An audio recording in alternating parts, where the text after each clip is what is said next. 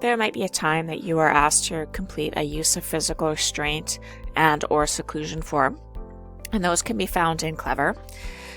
If you are asked to complete it, you make sure that you've got the correct school location if you have more than one, or choose all locations if you want all locations and all students available to you. And it is, near the bottom of your list there, the use of physical restraint and or seclusion form. If your student's name already shows up in this list, it means a form is already being created for them, and you would just click on their name. Otherwise, you can add a new student's form by typing in the last few letters of their last name, and you can add them that way. Let's just assume that this is a student that already has a form created. If it's a brand new incident though, you want to create a new form for every incident that occurs. So you would clone this record by going up to Records and choosing Clone Record. And then you can edit the original form from 2 weeks ago, 2 years ago, whatever. A copy is made, moved to the student's history, the archive, and then you just make a clone of that record, and then you can type in that new one with no problems. There's a help document here if you need step-by-step instructions. But right off the bat, it says, before completing this form, please review the guidelines to use physical restraints and or seclusion, and it's a link right to our one-stop. This blue shaded in field should automatically update. It should pull from the student information system. If it is incorrect or it is blank, you can force the integration by choosing this import data, and it should match what is showing the school up here. You can also go in and choose it yourself. Whatever school you choose will show up. The red stars are required fields, and as if they are not chosen, you can see the completion drops. So I've got 1/3 of the required fields chosen right now. You now need to go into the date of the occurrence. It's a date picker. You choose when it started, when the occurrence started, 4 a.m. or p.m., end of the occurrence 4:10 p.m. Is the student on a support plan or an inclusion and intervention plan, yes or no?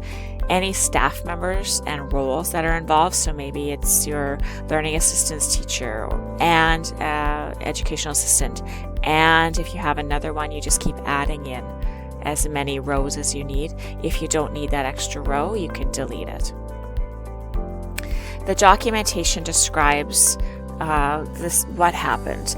Be as thorough as you can in documenting the actions of before, during, after the event, debriefing, injuries, things like that. Was a student incident form completed, yes or no? Future approaches that might help, that you might decide to try if there is a next time. 2 more required fields. The student's parent or guardian was contacted by. You can type your name or the position of the person.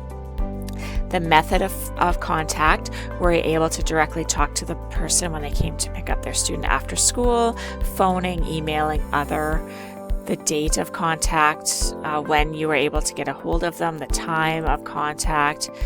You would type just select as you go, and explain if the parent or guardian was not able to be contacted on the same day. Explain what happened, or explain anything else that hasn't already been addressed. The submit tabs. If submit to the principal for review, you check the box and push the send notification. This will fill in with the date that was pushed, and an email gets sent to the principal. If you are the principal or administrator, you've approved what happened, you will choose one of the coordinators to send the notification to. Again, it will self-fill here.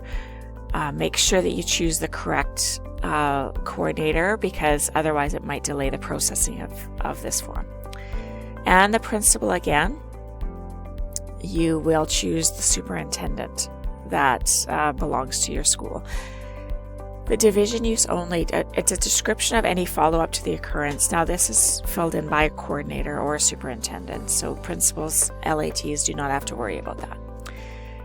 If you want to print a copy of this form, maybe to go in the CUME folder or to go in a binder somewhere else, it's a printable 2-page report. The grade will show up. This is an error message because the student does not exist. So here is all the information. So everything you've typed into those behaviors and things like that, and it might wrap onto the second page. If you have any questions about this form or any other clever questions at all, please feel free to dial 8888 and talk to somebody, or start a help ticket, and we will address your questions as soon as we can.